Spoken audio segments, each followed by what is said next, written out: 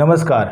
गांव के लोग में आज एक घाटी गांव के लोग के आदमी को हमने आमंत्रित किया है। रामदेव सिंह जी हमारी पीढ़ी से पहले की पीढ़ी के एक ज़बरदस्त कहानीकार, जिनको ये बहुत शानदार बात है कि उनको उनकी कहानियों की वजह से याद किया जाता है। उनकी कहानी काले कोट का सफ़ेद दिन बहुत यादगार कहानी है हिंदी साहित्य की, और गठरी दो ऐसी कहानियां हैं, और संभालिए अपना राजपाट ने इस तरह के पात्रों की उन्होंने रचना की कि वो कहानियाँ आज भी हमारे मन में दर्ज हैं, आज भी हमारे बीच में हैं। मैं उनसे रामदेव भाई के बारे में बता दूं कि रामदेव सिंह के बारे में जब मैं जानता था, लेकिन मैं उनसे मिला नहीं था, तो दिल्ली में किसी से बातचीत होती तो वो बताता कि अरे भाई मुगलसराय में तो रामदेव भाई हैं, वहाँ कभी जाइए आप तो मिलिए। और तमाम सारे लोग, एक तरह से ऐसे लगता था कि मुगलसराय रामदेव सिंह का पर्याय हो गया है और रामदेव सिंह मुगलसराय के पर्याय हो गए हैं।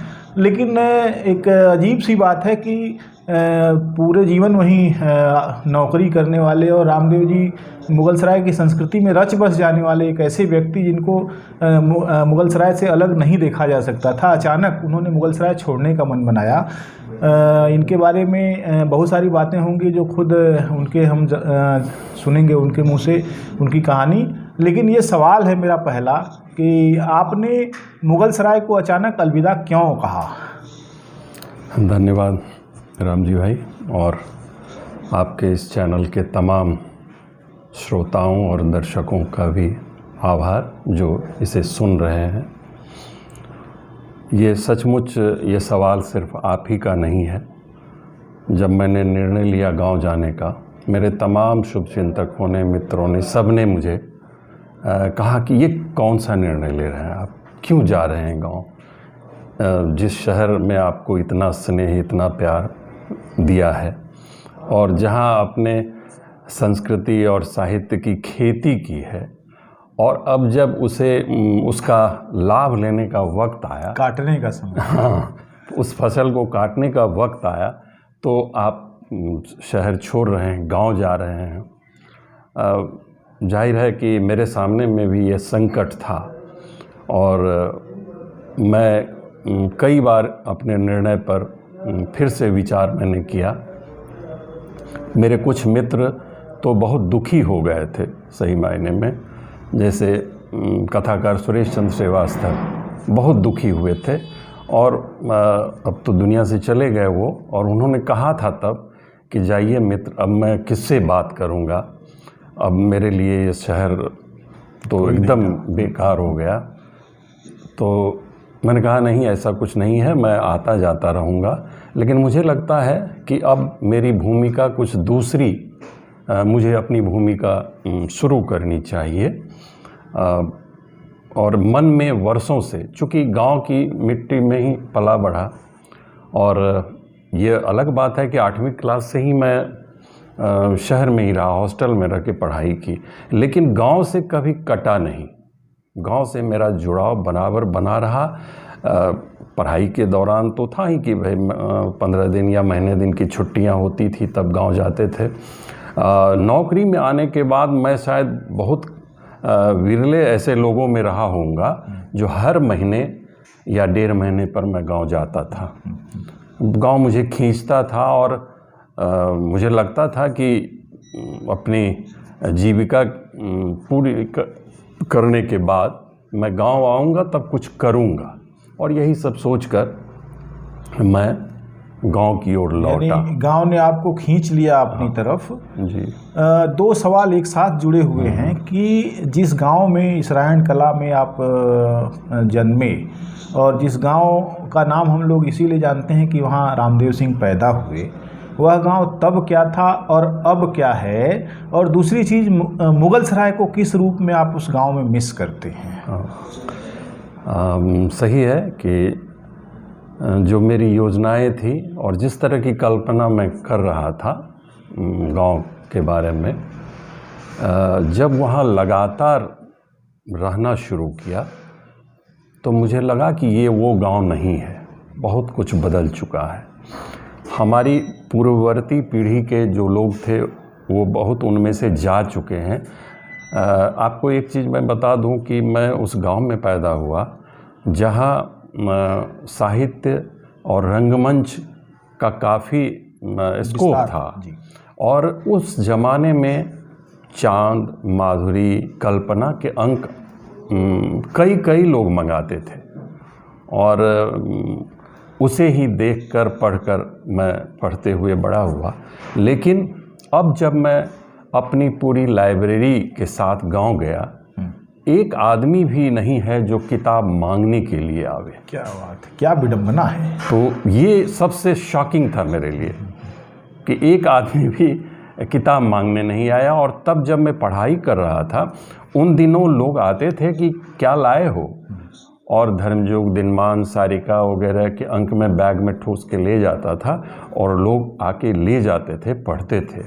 आज इतनी किताबें मेरे पास है, आप मित्रों के सौजन्य से आती रहती है, हर महीने किताबें आती है, लेकिन कोई एक आदमी भी मांगने वाला नहीं है जी उन किताबों को। ये आपका गांव जो इसराइण कला है, कला बड़े गांव को कहते हैं, विस्तृत गांव जिसमें बहुत सारे समाजों के लोग रहते हैं, उनमें कौन कौन से लोग उस गांव में थे जिनको आज आप याद करते हैं? जैसे उस गांव में रहते हुए भी और उस गांव से बाहर जाते हुए भी आपको उन व्यक्तियों की याद होती है, एक चरित्र के रूप में आप उनको याद करते हैं। कौन कौन लोग हैं? ऐसे तो जो अब नहीं हैं, ऐसे लोगों को पहले मैं याद करूंगा कि हमारे अपने ही कुनबे के एक दादा लगते थे हमारे, सीताराम सिंह।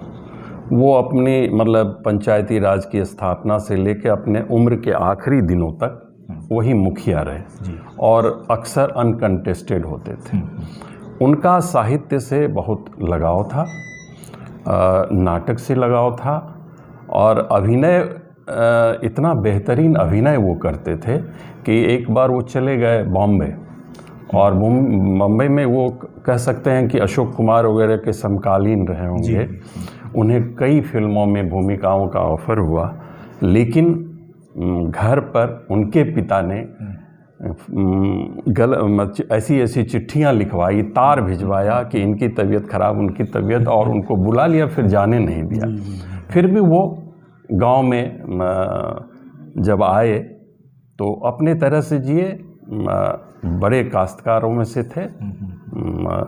तो उनका मैंने देखा कि एक सामाजिक समरसता जो होती है, जैसे हमारा गांव कई ऐसा है ना, उसकी बनावट ऐसी है जैसे गांव में होता है कि अलग अलग जातियों के अलग अलग धड़े होते हैं, तो टोले होते हैं, उनके टोले होते हैं, लेकिन उनकी स्वीकृति जो थी सभी जातियों में थी। अब आप समझ सकते हैं कि हाँ, एक बीच में मैं कहूँगा कि एक हमारे यहाँ छेदी प्रसाद मंडल थे जी, तो वो यादव टोले में था उनका, लेकिन उनके घर जब भी कोई फंक्शन होता था, शादी ब्याह या जो जिस तरह का भी कोई फंक्शन हो, तो हमारे पिताजी या हमारे गांव के चाचा वगैरह सारी मतलब तैयारी में शामिल होते थे।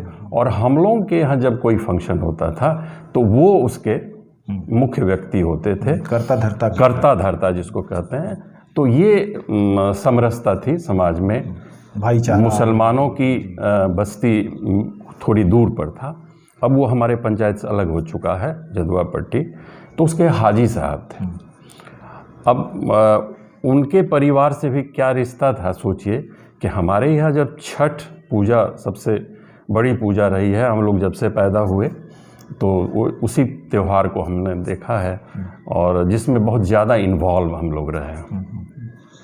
तो छठ के घाट से एक दौड़ा मतलब सूप से भरा हुआ सीधे उनके घर चला जाता था, घाट से ही चला जाता था हाजी साहब के यहाँ। और वहाँ से अगर कुछ होता था, वहाँ वो जो ताजिया निकलता था तो वो हम लोग के दरवाजे पर सबसे पहले वो ताजिया आता था। एक तरह का इतना घनिष्ठ संबंध था कि ताजिया दरवाजे पर वो खेल मन नहीं होता है, और ताजिया के साथ साथ वो खेलते हैं। आज क्या वो कुछ बदला है? अब तो बिल्कुल नहीं है, न इधर से सूप जाता है, हाँ ना उधर से ताजिया। इसकी कसक आपको बिल्कुल कहने, हमारे यहाँ एक नारियल का पेड़ था जो अभी 100 साल के बाद वो गिर गया। उस नारियल के तब इतना बहुतायत में नारियल नहीं होता था। अब तो मान लीजिए लाखों पेड़ हैं नारियल के, तब वही इकलौता पेड़ था हमारे गांव में। और उन्हें ऐसी कोई बीमारी हुई थी जिसमें डॉक्टर ने कहा था कि नारियल पानी चाहिए इनको।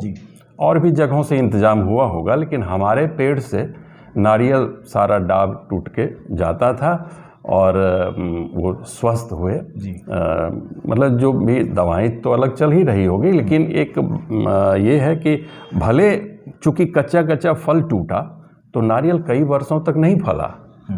फिर काफ़ी वर्षों तक के बाद जब फलना शुरू हुआ तो अभी इस लॉकडाउन के समय में बारिश हुई थी, तब वो पेड़ गिरा है। तो मुझे लगा बहुत प्रतीकात्मक था वो, कि रिश्तों की वो बुनियाद जितनी मजबूत खड़ी थी, अब वो चीज़ रह नहीं गया। सब कुछ दरका है। अच्छा, और जब उस गांव में आप पैदा हुए, आपका बचपन वहाँ बीता, एक माने 8वीं तक, तो किस प्रकार के लोगों के बीच आपकी ग्रोइंग थी, कैसी हुई? उस समय के साथी आपके जो समकालीन थे, कौन कौन लोग थे और जिनकी याद आपको आज भी आती है? हाँ, उनमें से जो हमारे साथ के थे पढ़ाई लिखाई में, वे सभी अभी हैं। भले गांव में नहीं हैं, वो शहर चले गए हैं। एक हम लोग वैसे रिश्ते में तो चाचा हैं, लेकिन हमारे सहपाठी थे, उनको गांव का निक नेम उनका माला बाबू है। तो अब गांव में रह रहे हैं और फेसबुक पर भी वो बहुत सक्रिय रहते हैं। एक आवाज़ जी थे ऐसे, अनिल बाबू, ये सब हमारे साथ पढ़ने वाले। लेकिन जो हमसे ऊपर के लोग थे उनमें सभी रिश्ते में ही थे। मतलब प्राय चाचा, मैं रिश्ते में बस छोटा पड़ता था वहाँ। मेरे चाचा और मतलब मेरे दादा भी मुझसे कम उम्र के अभी भी मौजूद मेरे साथ भी यही संयोग है। तो ये बताइए कि जैसे आपकी पूरी ज़िंदगी का जो अक्स हमारे सामने आता है, क्योंकि आपकी कहानियाँ इतने आत्मीय हैं कि लगता है जैसे आपको ज़िंदगी में एक वहाँ इसराइल कला से आए, आप सीधे माने मुगल सराय में स्थापित हो गए, लेकिन आपका संघर्ष तो कुछ न कुछ रहा ही होगा। तो किस तरह का संघर्ष था अपने भविष्य को बनाने को लेकर, अपने जीवन को, अपने रचनात्मकता को लेकर? उसके बारे में कुछ शेयर कीजिए, क्योंकि आपने कोई रचना प्रक्रिया नहीं लिखी, कैसे आप सोच रहे थे, क्या कर रहे थे, तो उसके बारे में बताइए।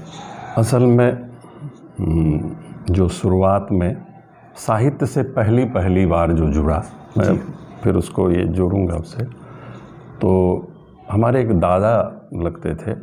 मेरे अपने दादा हमारे पिताजी बहुत छोटे थे तभी गुजर गए थे। तो वो चचेरे दादा थे, फुलेश्वर बाबू। तो हम लोग एक बारात गए थे। पहले तो बारात 3 दिन बारात रुकने की योजना रहती थी। तो तब तक 8वीं क्लास में मेरा एडमिशन शहर में हो चुका था और उन्हें लगा कि ये कुछ कटा सा फिर गांव के लड़कों से ये उस तरह का अटैचमेंट नहीं रह गया। 8वीं या 9वीं में पढ़ा तो उन्होंने मुझे अपने बैग से निकालकर फणीश्वर नाथ रेणु की किताब ठुमरी पढ़ने दी। कहा कि इसको पढ़ो। और मैंने शुरू किया और ख़त्म किया वहीं। पहला प्रभाव इसलिए भी उस किताब का प्रभाव पड़ा कि रेणु हम ही लोगों के अंचल के रहे जी। तो उसके जो भी कंसर्न थे कहानियों के, चाहे वस्तु के स्तर पर या संवेदना के स्तर पर, उससे हम लोग बहुत वाबस्ता थे जी। उनको बहुत निकट से उन चीज़ों को, रिश्तों को, सबको देखा था, देख रहे थे। तो वो शुरुआत वहाँ से हुई और फिर हम आए। हमारे गांव से 15 किलोमीटर की दूरी पर वो स्कूल है, विद्यालय है, मुरलीगंज ब्लॉक है शायद। मुरलीगंज ब्लॉक है, लेकिन वो हमारा ब्लॉक नहीं है, वो हमारा कुमारखंड ब्लॉक है। तो वहाँ जब पहुँचे उस स्कूल की लाइब्रेरी बहुत रिच थी जी। अब आप समझ सकते हैं कि वहाँ स्कूल में एक सेंट्रल लाइब्रेरी थी, इसके अलावा हर कक्षा की अलग लाइब्रेरी थी। फिर वहाँ फिर से रेणु को पढ़ा, प्रेमचंद को पढ़ा। तो वहीं हमारे एक गुरु थे धीरेन्द्र नारायण सिंह, वो विज्ञान के शिक्षक थे लेकिन कवि थे और उनकी बहुत बड़ी लाइब्रेरी थी। आज भी आप कभी मुरलीगंज जाएंगे तो वैसी सिस्टमेटिक मतलब लाइब्रेरी, आप कोई व्यक्तिगत लाइब्रेरी शायद ही देखे हों उस कस्बे में। इतनी अगर आपने कोई किताब भेजी और आप 4 साल बाद भी गए हैं तो कहाँ किस जगह रखी है एक बार जाकर सीधे निकाल आएंगे। अभी भी तो हैं कि हैं वो हैं अभी। उसकी देखरेख वही करते हैं? हाँ, वही करते हैं। वो अपनी लाइब्रेरी में ही उनका बिस्तर भी है। अरे वाह, क्या मतलब वहीं से अटैच उनका बाथरूम है। तो मेरे फिर एक गुरु मुझे वहाँ मिले कि जब वो कहीं चले जाते थे परीक्षा वगैरह लेने के लिए किसी दूसरे विद्यालय वगैरह में, तो उसकी चाबी मुझे ही देकर जाते थे। और हमारे यहाँ चूड़ा मुढ़ी का प्रचलन बहुत रहा है, तो उनके प्लास्टिक के पैकेट में तो गुड़ रखा रहता था, चूड़ा वगैरह। मैं रहता था हॉस्टल में एक लॉज में ही, लेकिन वो चाबी दे के जाते थे और मुझे पढ़ने की पूरी आज़ादी मिल जाती थी। कि उस ज़माने में मतलब हमको लगता है कि बच्चन जी की आत्मकथा क्या भूलूं क्या याद करूं, नीड़ का निर्माण, फिर ये 2 आत्मकथा आ चुकी थी जो मैंने तभी पढ़ी थी उन्हीं दिनों। तो लेकिन उसके पहले भी एक और मैं मिस कर रहा था, मैं वो सुना दूं कि ये बुनियाद कैसे पड़ी, जो मन में जो एक साहित्य ही नहीं पूरे समाज के संदर्भ में जो एक सकारात्मक दृष्टिकोण या कुछ करने की बात आई। तो वो एक और स्कूल, हम 3री कक्षा तक हम अपने विद्यालय में पढ़ते थे और 1 किलोमीटर के बाद इसराइन कला मेरा गांव हुआ बड़ा, और वो इसराइन गोठ खुर्द जिसको यहाँ, हाँ यहाँ खुर्द भी है, जो भूतपूर्व सांसद पप्पू जी का गांव है वो खुर्द है। अच्छा, एक ही नाम से इसराइन कला, इसराइन गोठ और इसराइन खुर्द। तो उस जगह हम लोग 4वीं और 5वीं में पढ़ते थे। वहीं के एक शिक्षक थे गजेंद्र नारायण सिंह, वो पूर्णतः गांधीवादी व्यक्ति थे और उन्होंने मतलब पढ़ाई के साथ साथ खेती बागवानी के प्रति रुचि पैदा की। वो हम लोगों से श्रम करवाते, हम श्रम दान करके हमने सड़कें बनाई उस उम्र में, 4वीं 5वीं में। वो खुद साथ रहते थे और खादी का धोती कुर्ता वो पहनते थे, आज भी याद है उनकी। और साथ ही साथ डिबेट करना, अच्छा, किसी विषय पर बोलना, नाटक करवाते थे। पहली बार नाटक के मंच पर मैं उन्हीं के निर्देशन में उतरा था, और अब तो प्रयोगवादी नाटक हो रहे हैं। उन दिनों बिना कॉस्ट्यूम के हमने एक नाटक किया था वीर कुंवर सिंह, जिसमें डगलस की मेरी भूमिका थी। क्या बात है। तो वो 4वीं और 5वीं में गांधी जयंती पर, और मुझे अब याद है कि नेहरू जी 64 में गुजरे थे, तो उन्होंने बाज़ाब्ता एक प्रदर्शनी लगवाई थी नेहरू जी को जीवन को लेकर, और लिटरेचर वगैरह बहुत आया था, और 4 आने 8 आने में इस तरह की प्रेरक पुस्तकें जो मतलब गांधी जी पर और नेहरू पर, तमाम लोगों पर आज़ादी की पूरी लड़ाई को लेकर। तो वो बुनियाद मेरी वहाँ से पड़ी। वही गजेंद्र बाबू पहले गुरु कह सकते हैं कि गजेंद्र बाबू रहे। तो सबसे पहले आपने क्या लिखना शुरू किया? हाँ, तो साथ ही साथ एक तो हम लोग मैथिली भाषी रहे, तो मिथिला मिहिर पत्रिका भी आती थी, स्कूल में भी आती थी, और उसे पढ़ते थे। तो छिटफुट कुछ मतलब कभी टिप्पणी कर दे तो वो भी छप जाए, कभी कुछ चुटकुले वगैरह जो तब छपा करते थे शुरुआत में, विविध तरह की। लेकिन फिर मुझे लगा कि नहीं, ये सब चीज़ें से अलग कुछ और लिखना चाहिए। और फिर जब हाई स्कूल करके हम कॉलेज में पटना चले आए, पटना में एक कृत संकल्प पत्रिका निकलती थी, एक ईसाई मिशनरी से निकलते थे वो। और पहली कहानी वैसे जो मेरे संग्रह में नहीं है, पहली कहानी जीवन क्रम जी, एक भिखारी पर मैंने वो कहानी लिखी थी।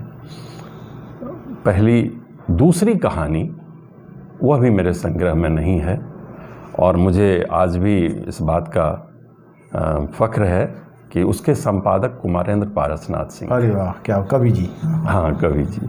वो हमारे एन कॉलेज में हमें पढ़ाते भी थे। और जब मैंने कहानी बहुत संकोच में उन्हें दी, कहानी छपने वो उन्होंने जब पढ़ी तो छपने के पहले ही उन्होंने एक दिन मुझे बुलाया और पीठ पर हाथ रखते हुए कहा कि पढ़ो, खूब पढ़ो, अच्छी कहानी है तुम्हारी। तो वो कहानी थी ज़मीन का आखिरी टुकड़ा। यानी ज़मीन मेरे दिमाग में पहले से थी। अच्छा, एक चीज़ बताइए कि मिथिला और मधेपुरा, ये पूरा जो रीजन है जी, रेणु और नागार्जुन, ये दोनों भी उस रीजन की संस्कृति में इतने रचे बसे आधुनिक रचनाकार हैं कि उन दोनों का असर बचा नहीं जा सकता उससे। बिल्कुल। नागार्जुन गद्यकार जितने बड़े हैं उससे ज़्यादा बड़े कवि हैं, और रेणु तो गद्यकार अद्भुत हैं और उन्होंने बहुत सारी चीज़ें लिखी। क्या आपको कभी नागार्जुन ने प्रभावित नहीं किया कविता की तरफ मोड़ने के लिए? ये संयोग भी कह सकते हैं कि नागार्जुन को बहुत बाद में पढ़ा, रेणु को पहले पढ़ा, और शुरुआत से ही मेरे मन में ये बात हो गई थी कि मुझे कहानी ही लिखनी। कविताएं भी मैंने लिखी है, मेरे पास अच्छा कविताएं 15-20 कविताएं, और कभी आभास नहीं होता। हाँ, कि आप कभी भी और वो ठीक ठाक जगहों में छपी है। जी। मेरी एक कविता जो हिंदुस्तान में नागेंद्र जी ने छापी, उसका इसी बनारस में एक व्यक्ति ने उसे बांग्ला में अनुवाद किया। अच्छा। वो बांग्ला की पत्रिका में फिर छपी। लेकिन मैं इन चीज़ों को कभी अपनी चीज़ों को मैंने प्रोजेक्ट करने के पीछे मेरा कुछ ये नहीं रहता था। एक जो सुख लिखने का होता तो वो मिल जाता था मुझे।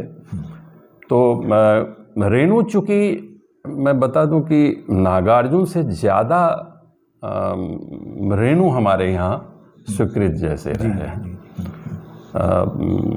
एक तो भौगोलिक स्थिति की वजह से भी शायद हो सकता है, लेकिन रेणु जितने स्वीकृत हैं आज भी, आप अगर थोड़ा बहुत भी कोई पढ़ता है तो आप पूछ लीजिए तो रेणु की समधिया जैसे या तीसरी कसम, मतलब तमाम चीज़ें वो जानते हैं। अच्छा, एक बड़ा महत्वपूर्ण सवाल आपके संदर्भ में मुझे ये लगता है कि किया जाना चाहिए कि रेणु ने आपको बहुत आकर्षित किया। रेणु को आपने बचपन में ही लगभग पढ़ा, किशोरावस्था में, और किशोरावस्था का प्रभाव कभी जाता नहीं। लेकिन आपकी कहानियों की जो भाषा है वो रेणु से सर्वथा अलग। जबकि मैं देखता हूं कि रेणु पर जो है बिहार के तमाम सारे, बिहार की क्या बल्कि उत्तर प्रदेश के तमाम सारे कहानीकारों पर इतना गहरा प्रभाव रहा कि वो उससे कभी मुक्त नहीं हो पाए, बल्कि कई तो उसकी छाया में दब ही गए। तो कैसे आपने अपनी भाषा अर्जित की रेणु का प्रभाव एकदम छोड़ दिया? क्या लगता है, सायास या निरायास? अनायास ही कह सकते हैं इसे, सायास कुछ ऐसा नहीं। लेकिन चूँकि मेरे अध्ययन में विविधता भी बहुत थी, मैं सबको पढ़ता था, और तब पीपुल्स पब्लिशिंग हाउस की किताबें वगैरह में चूँकि कम कीमत में मिलते थे, और पटना में रहने लगा तो हार्डिंग पार्क के फुटपाथ पर या गांधी मैदान के उस अपना बाज़ार के फुटपाथ पर पुरानी किताबें बहुत मिलती थी, और जो बहुत सस्ते में, आपको आश्चर्य में महिला आंचल मैंने 1 रुपये या 2 रुपये में खरीदी थी, प्रति परिकथा इसी तरह से खरीद, क्योंकि तब पढ़ते थे, छात्र थे, तो इतना पैसा नहीं था कि नई किताब खरीद सकें जाके दुकान से। वो तो बाद में चलकर। रेणु की कौन सी रचना आपको आज तक बहुत, माने अब उनका तो पूरा साहित्य ही जो है अलग दुनिया में ले जाता है, लेकिन कौन सी किताब, कौन सा उपन्यास या कौन सी कहानी है जो आपको आज भी लगता है कि वैसा दूसरा नहीं है?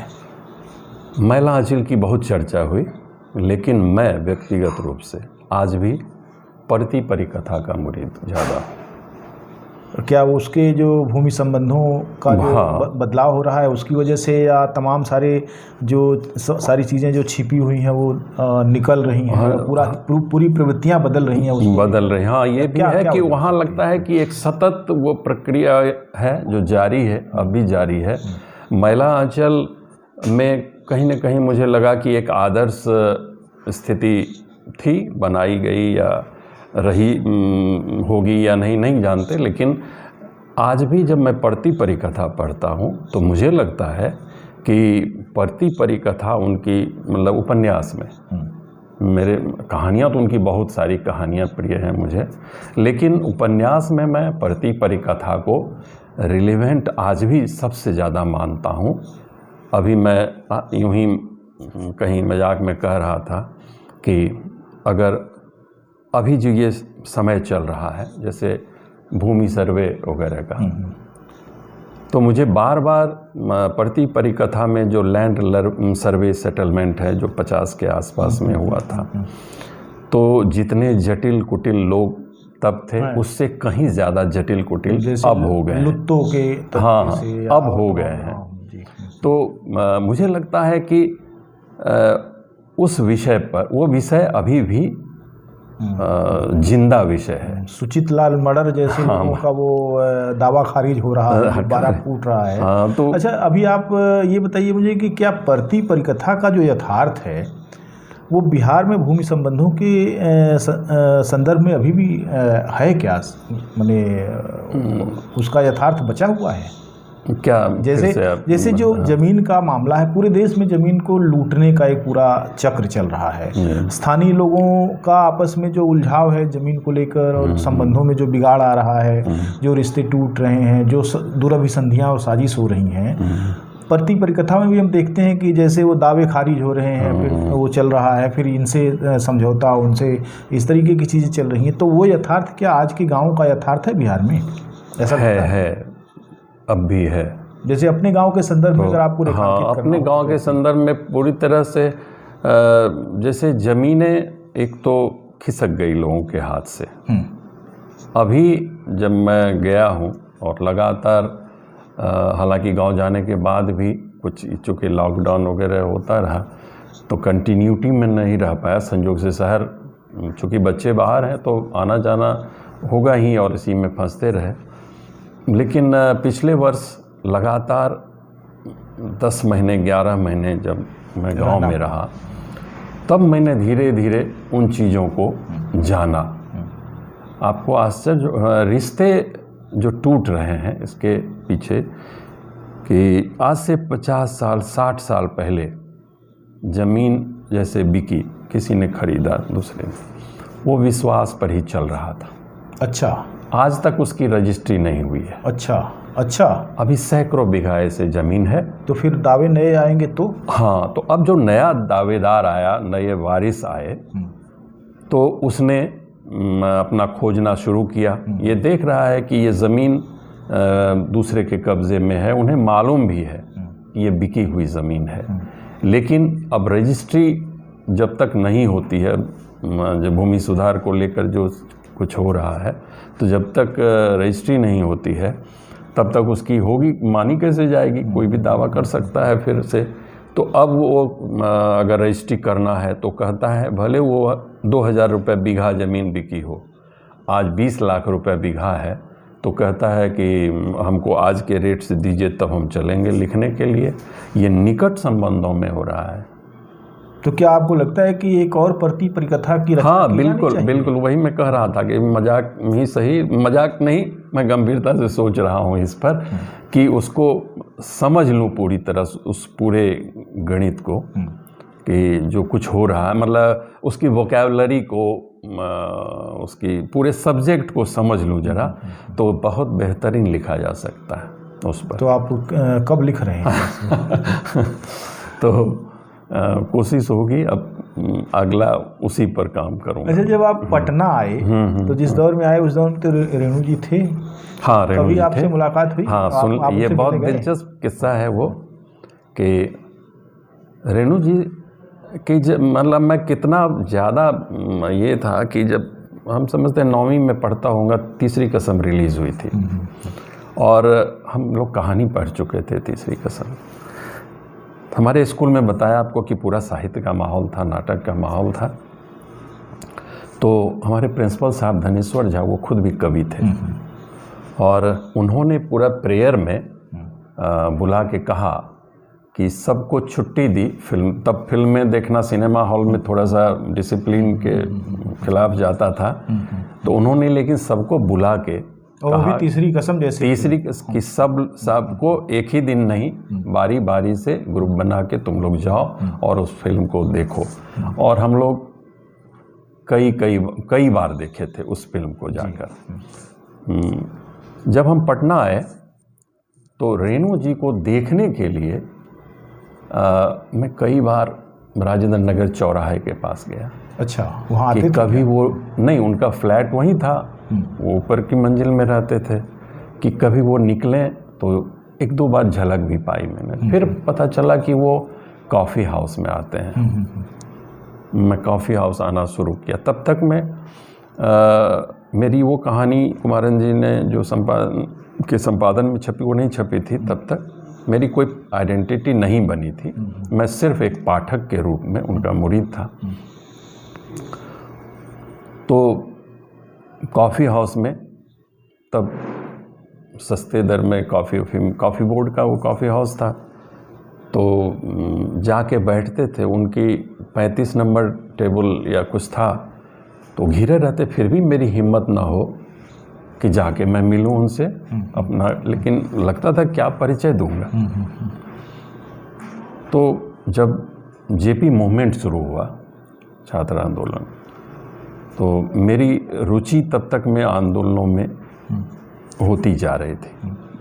और जयप्रकाश नारायण की जो पहली सभा थी, गोष्ठ मतलब मीटिंग थी छात्रों के साथ, वो साइंस कॉलेज के रमन हॉस्टल में थी, जिसमें ज़्यादा से ज़्यादा 70-75 लोग थे। उसमें मैं भी था उस पहली मीटिंग में। और हमको लगता है कि जेपी की हर सभा में मैं जाता था, बाद में बड़ी बड़ी सभा। तो जब रेणु जी, नागार्जुन, रविंद्र राजहंस, जुगनू सारदे वगैरह तमाम लोग पटना डाक बंगला चौराहे पर वो अनशन पर बैठे थे, लाठीचार्ज जो 18 मार्च को जो के लाठीचार्ज वगैरह जो हुआ था, गोली भी चली थी, उसके विरोध में, जयप्रकाश जी के समर्थन में, तो लखनऊ स्वीट हाउस का बाहर बरामदा चौराहा पर था, लखनऊ ये डाक बंगला चौराहे पर। तो मैं कॉलेज से आ रहा था, मैंने साइकिल उधर मोड़ दी कि देखें आज तो नज़दीक से देखेंगे वो। तो रेणु जी थे, दामोदर प्रसाद अम्बस्ट थे, नागार्जुन थे, मधुकर सिंह थे, ये लोग। हम बहुत देर तक देखते रहे, निहारते रहे उन्हें, और देखा कि तभी दादा धर्माधिकारी जो सर्वोदय के थे, बड़े नेता, वो आए और कुछ फल वहाँ उन लोगों को दिया जो अनशनरत बैठे हुए थे। उन्होंने रख लिया। अचानक मुझे लगा कि मुझे भी कुछ करना चाहिए, और मेरे जेब में 10 रुपये थे। मैंने साइकिल चलाकर मैं स्टेशन तरफ आया जहाँ फल की दुकानें थी। 7 रुपये में 1 किलो संतरा खरीदा। वो कागज़ के ठोले में तब दिया जाता था। और आया, और मेरे मन में था कि ये दूंगा तो रेणु जी के ही हाथ में दूंगा। और जब इधर रेणु जी जैसे ही मुखातिब हुए, तब मैंने उनके हाथ में दिया। तो उन्होंने कहा कि धन्यवाद, पढ़ते हैं अंग्रेजी कॉलेज में। अच्छा, इतना ही संवाद हुआ। लेकिन मैं तृप्त हो गया उतने से कि मुझे लगा कि देख रहा है जो युवा की छत से दिखेंगे। हाँ, दिखेंगे तो उसके लिए तो रेणु के प्रति मेरी दीवानगी कुछ इस हद तक थी। तो ये कुछ दीवानगी आगे बढ़ी, मैंने कभी और मुलाकात नहीं। उसके बाद तो रेणु जी बीमार ही हो गए जी फिर, और बीमार होने के बाद उनकी मृत्यु हो गई। बाद में मैं उसी परिवार से बहुत जुड़ा, अच्छा अच्छा, लतिका जी हमारे नहीं पद्मपराग गांव के परिवार बेटे से, थे उनके। क्योंकि हमारे भैया जो नूनू भैया जिनको हम कहते हैं, नूनू भैया भी मेरे एक मार्गदर्शक रहे हैं साहित्य में। उनके साथ जो लंबा खतो किताबत चलता रहा हमारा साहित्य की समझ के लिए खास करके, तो नूनू भैया की पोस्टिंग रेलवे में उसी सिमराहा स्टेशन पर हुई। अच्छा अच्छा, जो रेणु जी का स्टेशन है, जो अब फणीश्वरनाथ रेणु ऐसे नाम कुछ रेलवे ने उनके नाम पर किया है। तो वहाँ हम लोग जाते थे फिर, और हम वो नूनू भैया रेणु परिवार से बहुत ज़्यादा जुड़ चुके थे तब तक जी। तो हम लोग जाते थे यहाँ से, फिर उनके साथ रेणु जी के घर जाते थे। वेणु तब युवा थे और उधर से वही टप्पर गाड़ी जो रेणु जी की थी, बैलगाड़ी, उस पर टप्पर लगा हुआ था, तो हम लोगों को उसी गाड़ी से फिर भेजते थे सिमराहा। क्या बात है। तो ये बहुत रोमानी मतलब अनुभव कह सकते हैं। जब आप रेणु जी से मिले तब आपकी कहानियाँ नहीं छपी थी उस तरीके की, लेकिन जब आपने पहली गंभीर कहानी लिखी, जब जिससे कि आपकी एक पहचान बनी, वो कौन सी कहानी? वो कहानी मैंने बताया कि मैं घर में भी देखता था, चूँकि जाति से तो मान लीजिए लोग कहते हैं कि सामंती बिरादरी है मेरी, लेकिन हम लोग किसान परिवार के रहे। उस तरह की सामंती भावना मेरे पूरे गांव में किसी के मन में कभी नहीं रही। वो मैंने देखा, आज भी नहीं है वो सामंतशाही कोई, जबकि लोग 500,000 बीघे ज़मीन के मालिक थे। अब नहीं है, अब ज़मीनें हैं कहाँ। तो लेकिन जो भेदभाव थोड़ा देखते रहे, घरों में ही जो काम करने वाले निम्न, जैसे मुसहर जातियां हम लोग के यहाँ कुछ हैं, तो हमारे जितने हलवाहे वगैरह थे उसमें मुसहर थे, या और भी जातियां थी, 2-3 हलवाहे हमारे थे। उन दिनों खेती भी ऐसी नहीं होती थी हमारी, इतनी उपज नहीं थी तब, तो खुद भी कोई बहुत समृद्धि में बीता हो बचपन, ऐसा नहीं है जी। तो हमें जब वो आते थे कि सीजन ऑफ सीजन में उनके घरों में अनाज नहीं होता था, और वो आते थे, बैठे रहते थे। बाबूजी हमारे इस स्वभाव के थे, भीतर से बहुत मोम हो जाते थे, लेकिन पहले बहुत बिगड़ते थे उन पर। और तो वो कहते थे कि तुम लोगों को तो इतना अगोबार दिए हुए हैं, अब हम क्या करें, सब कुछ बेच दें। बहुत बिगड़ते थे। और फिर भी मेरा जीतन नाम का एक हलवाहा था, तो वो बैठकर कई बार उसके आँख में जब आंसू देखते थे तो मुझे बहुत पीड़ा होती थी। मैंने इस तरह, फिर वो बाद में जाते थे भीतर आंगन और माँ को कहते थे कि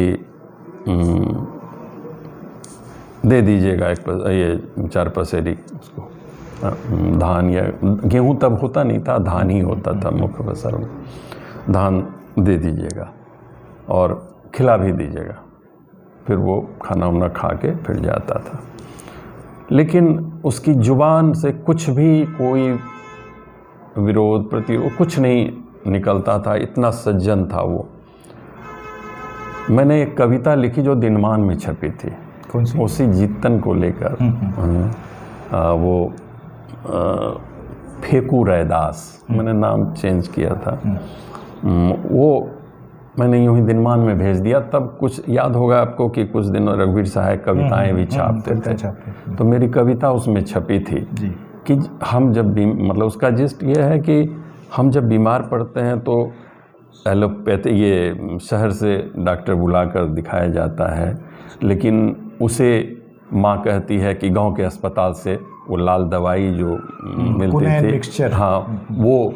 तो ये जो भेदभाव था, ये गहरे मेरे मन में आता था कि ये क्यों हो रहा है, नहीं होना चाहिए था।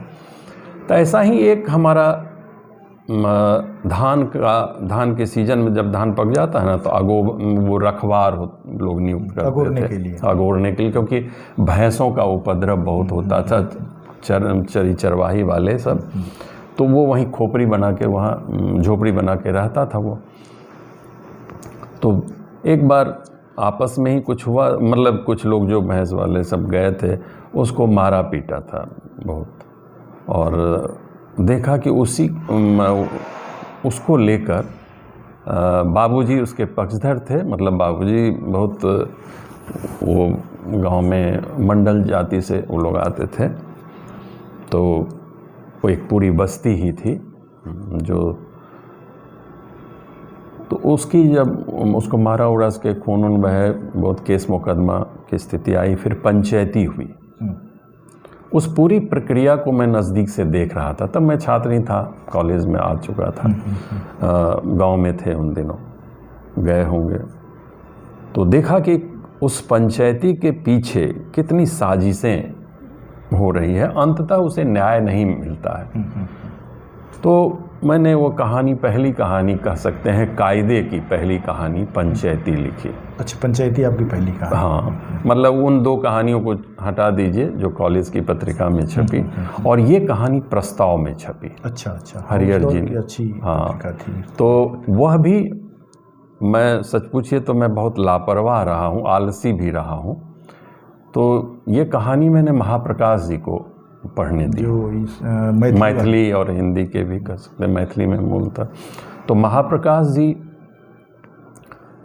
ने जब शाम को, जैसे हम लोग सहरसा में, कुछ दिनों तक मैं सहरसा में था तैयारी वगैरह के दौरान, जब बेरोज़गारी का वो दौर शुरू हुआ था, तो मैंने शाम को कहानी पढ़ने दी। हम लोग शाम को मिलते थे, मैं था, शिव कुमार आंसू, रंजीव, शशिभूषण नाटक करते थे, और शाम को एक चाय की दुकान में हम लोग जुटते थे। तो जाते जाते वो जब जा रहे थे तो मैंने कहा कि एक महाप्रकाश भैया से ये कहानी पढ़िएगा। तो ले गया, और सुबह मैं सोया ही था तो उन्होंने आके नॉक किया दरवाज़ा, अरे उठो उठो, इतनी अच्छी कहानी लिखे हो, चलो चाय पिलाते हैं तुमको। अच्छा अच्छा। तो हम सचमुच पढ़ लिए क्या भैया? अरे आओ ना तुम। जल्दी जल्दी कपड़ा पहन के हम लोग आए, फिर चाय पीने। उन्होंने कहा कि सुनो, इसको टाइप करवा लो और कहीं भेज दो इसको। लेकिन कई महीने गुजर गए, मैंने नहीं भेजा। एक दिन अचानक ही गांव में पोस्ट कार्ड आया हरिहर प्रसाद जी का, प्रस्ताव के पैड पर, कि महाप्रकाश से पता चला आपने कोई बहुत अच्छी कहानी लिखी है, उसे जल्द भेजिए। तो फिर भी कई महीने गुजर गए। वो मेरे, मतलब बेरोज़गारी का बहुत सघन दौर, मैं अपनी प्रतियोगिता परीक्षाओं के लिए लगा हुआ था। तब तक मैंने नौकरी, रेलवे का मुझे जब अपॉइंटमेंट लेटर मिला तो मैं पटना आया। मुगलसराय ज्वाइन करने के बाद मैं अक्सर पटना चला जाता था। तो कॉफ़ी हाउस गया, परिचय हुआ कॉफ़ी हाउस। हम जाना शुरू कर दिए थे, जितेंद्र राठौर, कुमारन पारसनाथ सिंह वगैरह, रामनिहाल गुंजन जी थे, सबके साथ। तो हरिहर जी से लेकिन मुलाकात नहीं हुई थी कभी। तो जाके मिले, मैंने कहा कि एक टेबल पर मैं बैठा कॉफ़ी पी रहा था, मैंने बेरा से कहा कि हरिहर जी जहाँ आए तो मैं पहचानता नहीं हूँ, ज़रा मुझे बता देना, मैं मिल लूँगा। लेकिन जब वो हरिहर जी आए तो उन्हीं को जाके कहा कि आपको ये पूछ रहे थे। हरिहर जी खुद आए मेरे टेबल पर जी, और कहा कि आप मुझसे मिलना चाहते हैं? हम कहा जी, मैं रामदेव सिंह। तो फिर हाथ पकड़ के अपने टेबल पर ले आए जहाँ और भी लोग थे। तो कहा कि कहानी लाए हैं? अच्छा। तो मैंने कहा कि नहीं, कहाँ लाए हैं? तो अरे जल्दी उसको भेजिए। फिर मैं मुगलसराय आया, फिर टाइप करवाया, तब जाके उनको बाय पोस्ट भेजा। और प्रस्ताव के 5वें अंक में वो कब की बात है? ये 84 की बात होगी, या 83-84 की ही बात। वो बड़ा 83 रोमांटिक दौर था। हाँ। तो वो उस कहानी में जो मुझ पर प्रभाव था वो जनवादी कहानियों का प्रभाव था। सारिका का अलग प्रभाव था, और तमाम जितनी पत्रिकाएं, जनवादी पत्रिकाएं आ रही थी, वो मैं सब खरीदने लगा था, चाहे जैसे भी हो, पढ़ने लगा था। तो ये वो दौर था। वो कहानी छपी और उसकी चर्चा भी अच्छी हुई। तो कौन कौन वो लेखक आपके मित्र बने जो बाद में महत्वपूर्ण रचनाकार हुए? हाँ, उस दौर में जैसे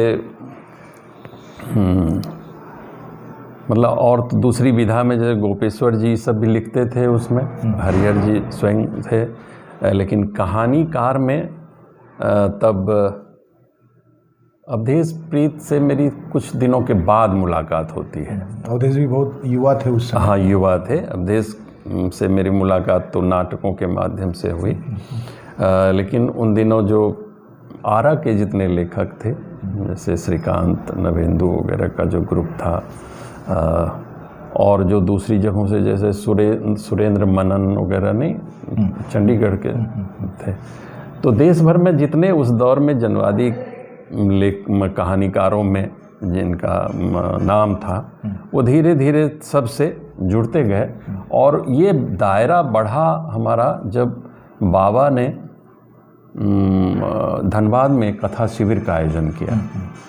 हाँ, उसके बाद हरिहर जी के यहाँ मेरा जाना आना भी हुआ, जब वो महेंद्रू घाट में रहते थे किराए के मकान में। बाबा से पहली मुलाकात भी वहीं हुई थी, हरिहर जी के ही घर पर। तो उस सम्मेलन में ढेर सारे लोगों से परिचय हुआ, जैसे संजीव भाई वगैरह से, जो नरेन, बहुत सारे लोग अभी। तो वो मेरी स्कूलिंग वहाँ से कह सकते हैं कि शुरू हुई। लेकिन कुछ वर्षों के बाद मेरा थोड़ा मोहभंग भी हुआ अपनी उस कहानी के प्रति। मैंने फिर से सोचा और मुझे लगा कि मेरी कहानी का जो अंत है वो सही अंत नहीं है, वो उन कहानियों के प्रभाव में है।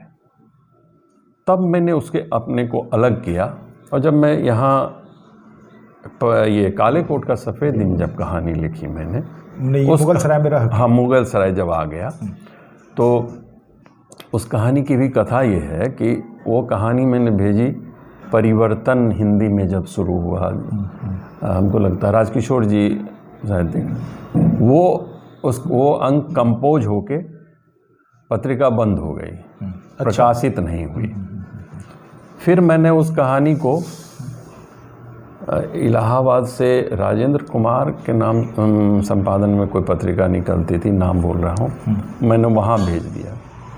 वहाँ फिर कंपोज होके पत्रिका नहीं पब्लिश्ड हुई।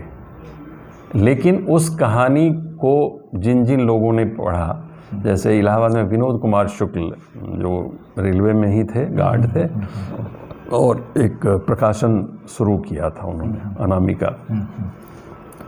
उन्होंने, ये लोग गए हुए थे प्रगतिशील लेखक संघ की कोई गोष्ठी वगैरह थी काशीनाथ जी के साथ सासाराम, तो वहाँ से लौट रहे थे, तो हम तब तक फुल स्विंग नाटक कर रहे थे। अच्छा। हाँ, हमने मुगल सराय में हम सरूर अली अंसारी के साथ हम लोगों ने एक वहाँ की पुरानी संस्था कला निधि थी, और उसको हम लोगों ने पुनर्जीवित किया, और होल टाइमर की तरह करीब करीब 8-10 साल हमने नाटक किया।